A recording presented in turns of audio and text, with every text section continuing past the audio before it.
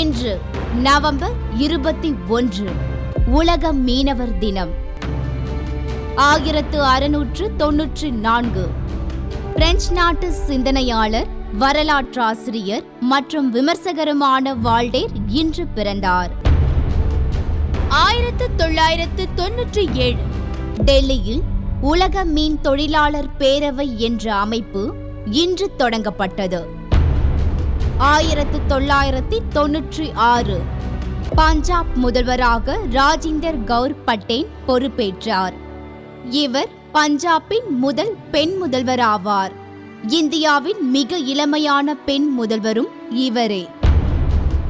1991 காந்தியவாதியும் தமிழ் வளர்ச்சிக்கு பெரிதும் துணை புரிந்தவரும் தமிழக கல்வி அமைச்சராக இருந்தவருமான அவினாசிலிங்கம் இன்று காலமானார்.